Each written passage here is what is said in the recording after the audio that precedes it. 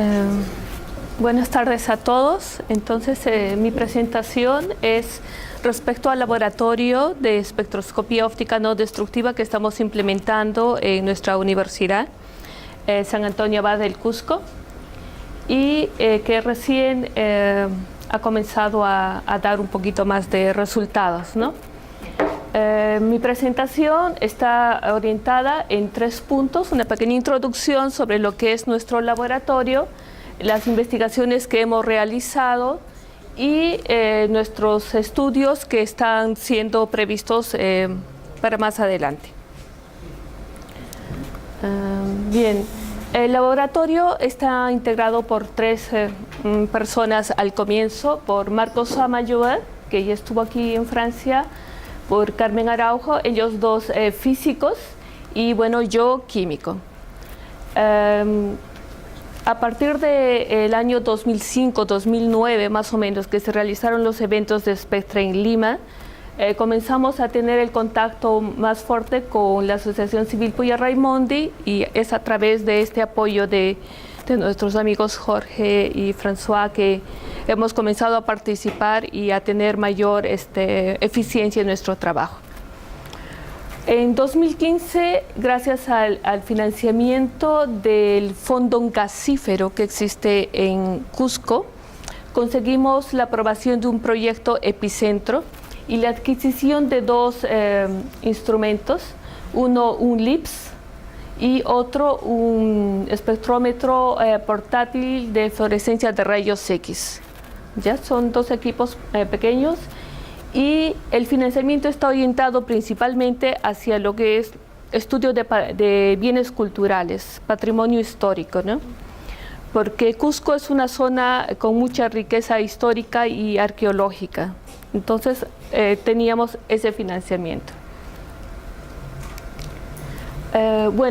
Para los que no saben, LIPS es algo realmente es una técnica muy bonita, un fundamento físico muy interesante, en el que se tiene un láser, un pulso de láser, impacta sobre la superficie de un material. Allí se genera un plasma y una emisión de energía. Esa emisión de energía corresponde a los diferentes elementos que constituyen esa superficie de esa muestra. Y esa información es, podemos decir, traducida hacia un espectrómetro, y podemos tener un espectro y las líneas correspondientes a la caracterización de cada elemento. Puede ser cualitativo, pero también cuantitativo.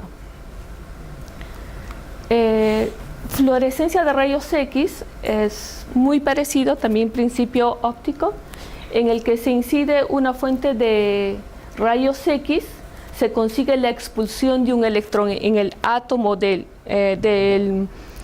es parte de la superficie del material, y hay una emisión de energía que también puede ser caracterizada porque corresponde a un determinado elemento que hace parte de ese material. Bueno, dentro de las investigaciones que hemos realizado, nuestra primera adquisición fue un espectrofotómetro portátil, y lo que nosotros estábamos haciendo era ver si los resultados que obteníamos eran coherentes o no. Estábamos aprendiendo más de la técnica, y encontramos un paper de unos brasileños que estudiaron dólares, reales y euros. Entonces quisimos ver si nuestros resultados podían reproducir ese estudio, y lo focalizamos en las monedas peruanas, los billetes más grandes de Perú, de 200 soles, aunque también hicimos dólares, euros y otras monedas, ¿no? Y el asunto es de que en Perú hay bastante problema por lo que es la falsificación de monedas. Cuando nosotros hemos obtenido el espectro en un punto determinado del billete original y hemos correlacionado ese espectro con otro original, obviamente la correlación nos dio 1, ¿no? Que es más o menos esta parte, cerca de 1, en los diferentes puntos de análisis, los pigmentos. Pero cuando hemos analizado los billetes falsos, entonces la correlación era diferente de 1.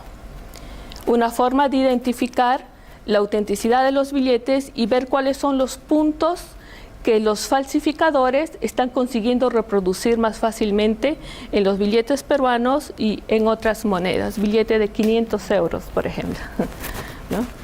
Bueno, después conseguimos hacer la clasificación de por análisis de componentes principales, los billetes falsos por un lado y los billetes originales por el otro.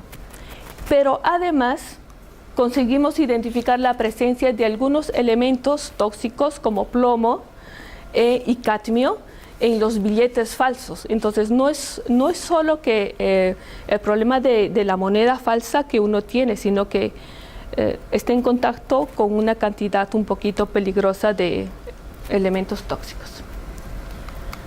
Otro estudio que hicimos es el de una pieza íntegra de un huaco moche, huaco estilo moche, cuyo propietario es una colección privada, y él no estaba seguro de que la pieza fuese auténtica o no. No estaba seguro cuán antigua fue, es un arqueólogo. Lo que hicimos fue el estudio del el pigmento blanco, que sería esta parte, ¿no?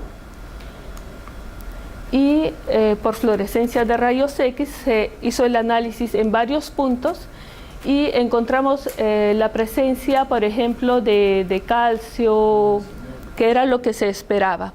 Lo que sí no esperábamos era la presencia, por ejemplo, de bario, porque ningún otro artículo relacionado con este tipo de cerámicas ha reportado la presencia de bario en las piezas moche. La mayor parte de los estudios se refieren a fragmentos. No hay estudios de huacos íntegros porque las técnicas químicas son técnicas destructivas. Y XRF con el equipo portátil es no destructivo y esa es una ventaja que hemos tenido. Entonces aquí hubieron dos hallazgos. Primero, la presencia de bario, que no se ha reportado en otras piezas moche, pero sí en las paredes de los lugares donde está la cultura moche, y la ausencia de titanio, que sería el óxido de titanio utilizado más o menos por 1900 dentro del mundo de los artistas cerámicos, ¿no? Entonces, por lo menos lo que hemos podido afirmar es de que esta pieza es anterior al año 1900. No se le puede hacer datación porque incluso el propietario no nos ha permitido sacar una micro muestra, no se puede, hay que tocarla con guantes, no se puede llevar a un laboratorio para analizar, es algo más complejo y cuidadoso con la muestra. Enseguida también hemos hecho un estudio sobre una estampa, que es esta, que se llama la Postrimería o Gloria, que casualmente fue impresa aquí en Francia, aquí cerca. Ya he dado una vuelta por ahí más o menos. La impresión son solo tres impresiones que se realizaron con autorización del rey de Francia, ¿no? Una está en Cusco, la otra está en Quito, en Ecuador, y la tercera no se sabe dónde está. Se hace la impresión y después viene la iluminación, se pinta. Y la idea de los propietarios, que son en este caso el Templo de la Recoleta en Cusco, es restaurar esta pieza. Entonces lo que se quería saber es cuáles son los cuidados que se debe tener, con qué pigmentos se deben trabajar para no dañar la obra. Y lo que nosotros hemos encontrado es que, por ejemplo, en el pigmento negro, que hay tres partes principales, el manto, aquí hay unas letras, un texto, y aquí hay una cinta negra. Hemos encontrado que la composición de esos tres es diferente, ¿no? El manto y las letras son diferentes y esperábamos que tenga algo de relación con las tintas ferrogálicas, pero esta cinta que se ha puesto es posterior a esta. ¿no? Entonces, muy probablemente ha habido una intervención previa en esta obra allá en Cusco, ¿no? Ha habido una corrección. Y lo mismo se ve en la parte de los pigmentos rojos, que estas alas de los amorcillos de esta piecita, y en la cinta roja y otras partes hay manipulación. Este es parte de un pigmento orgánico y este tiene también mercurio. Y ese mercurio, bueno, parece haber contaminado algunas otras partes de la obra. Entonces, eso ya da base para que los restauradores comiencen a intervenir esta estampa. El trabajo fue hecho con una otra universidad de Cusco que es de reciente creación por nombre, que es la Escuela de Bellas Artes, Diego Quispetito, que ahora se ha convertido en universidad. Y bueno, este es nuestro equipo LIPS, que lo hemos recibido recién el año pasado. Es un equipo un poco no, mucho más simple que el que se tiene aquí en el COA. Un láser de 600 milijoules, un espectrómetro que sí tiene bastante rango para detección, pero no con tan buena sensibilidad y precisión, y un software de LipSoft. Y con este equipo hemos iniciado el estudio también para entrenarnos un poco más con la técnica, con algunas muestras que nos han facilitado algunos colegas. Por ejemplo, un aríbalo antiguo, pues no es netamente inca, pero es del año 1900, ¿no? Este es una que nosotros llamamos guagua, es un bebé, ¿no? Un niño pequeñito, y un fragmento de cerámica inca que nos lo ha facilitado el Museo Machu Picchu. Esa es una de las ventajas que tenemos allá, porque nuestra universidad cuenta con dos museos, el Museo Inca y el Museo Machu Picchu, que cuenta con todas las piezas que Yale ha devuelto a Perú. Todas no, una gran parte. Entonces, primero con el XRF nosotros hemos hecho un análisis preliminar. Estos son los resultados que reporta el equipo. No son resultados producto del análisis espectral como en el caso de los billetes o los otros. Son los que reporta el equipo, ¿no? Se debe hacer un estudio profundo de ese espectro. Y nos ha servido como base para nuestros estudios iniciales de LIPS. Y por ejemplo, aquí les presento los resultados de la cerámica inca que hemos hecho.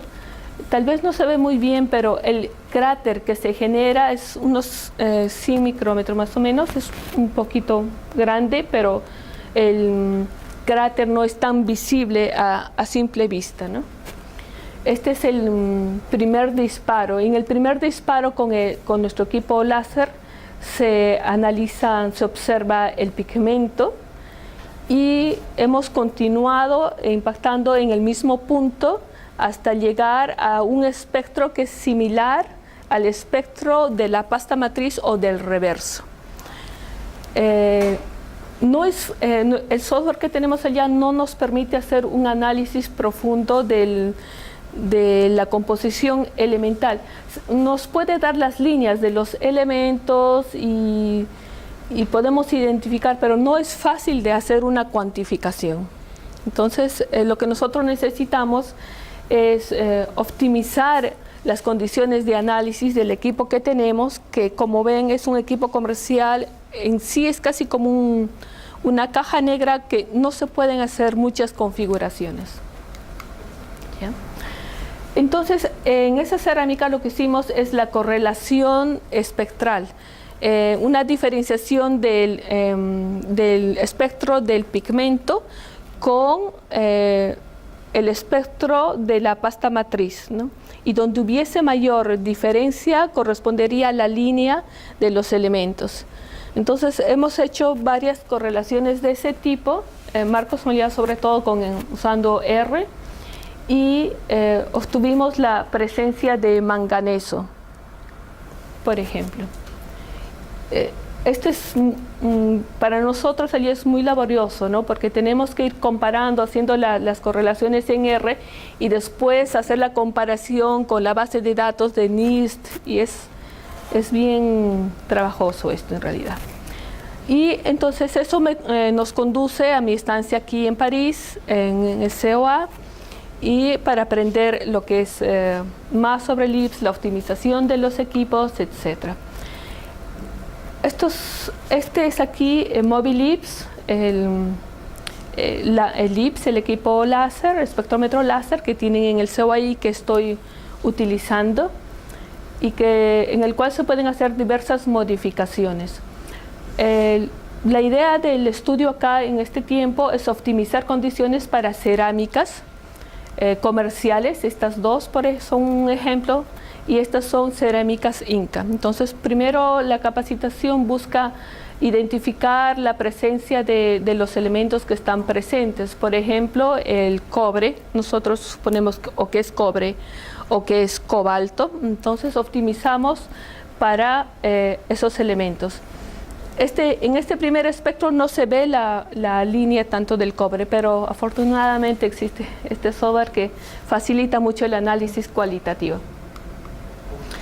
Por ejemplo, algunas de las condiciones que se requieren para optimizar este análisis, tenemos el atenuador, la energía del láser, ¿no? El delay, la puerta o el incremento y el tiempo, ¿no? La duración del disparo. Como pueden ver en estos fragmentos de los espectros, podemos obtener tal vez mayor intensidad con uno de los parámetros, pero puede ser que no signifique la presencia del elemento. Entonces hay que estar variando para ver con qué elemento estamos trabajando, sobre todo porque, bueno, para volver atrás, para volver atrás, pero le digo, sí. Por ejemplo, aquí, si ustedes ven, hay varios detalles. Tenemos el fondo de la cerámica, encima hay un recubrimiento que se ve medio amarillo, pero en realidad es un poquito más blanquecino. Y después hay un pigmento blanco y unos detalles azules, es decir, son capas diferentes para poder estudiar o analizar. Y eso es lo que hay que optimizar, porque con un único tiro puede ser que uno esté yendo en una capa muy adentro del material y no analizando la superficie que se desea, ¿no? El siguiente estudio que estamos comenzando a desarrollar está relacionado también con el archivo histórico del Cusco, que contiene documentos desde el año 1945, etc. Este es uno de los que hemos empezado a trabajar, que es el árbol genealógico de Tupac Amaru II.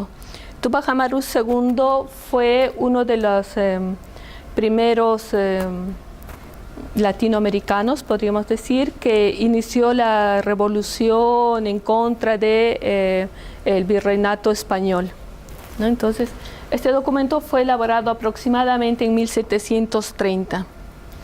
Y lo que hemos conseguido hacer por ahora, por ejemplo, es que el pigmento amarillo, se ven varias partecitas amarillas, pero en las partes superiores tienen oro y en las partes inferiores no hay oro.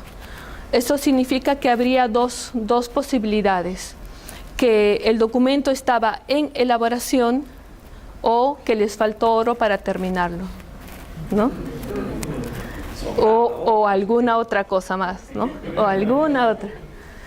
Entonces, el análisis elemental no solo nos dice cómo es que está compuesto el elemento, sino nos puede dar información de cómo se ha elaborado el material que se está estudiando. Y también hemos encontrado la presencia de cadmio. Entonces, los restauradores, etcétera, los conservadores, ahora ya manejan el documento con una otra visión, no solo pensando en cuidar el documento, sino de que también hay posibilidad de contaminación, ¿no? Y eso nos va a servir de base para implementar la conservación también de este documento. Y bueno, también se ha analizado la tinta, que inicialmente pensábamos que sería únicamente ferrogálica, que tendría únicamente hierro, pero también contiene cobre, ¿no? Es decir, ¿qué es lo que nos demuestra esto? Que las tintas ferrogálicas o podían haber sido muy caras para ese tiempo porque tenían que venir desde España, pero los escribas o las personas que desarrollaron esto también comenzaron a preparar sus propias formulaciones de tinta, incluyendo compuestos que estaban de libre acceso o de origen andino, ¿no? Esa es otra área que también lo estamos trabajando. Bueno, es todo, gracias y agradecimiento al equipo que trabajó.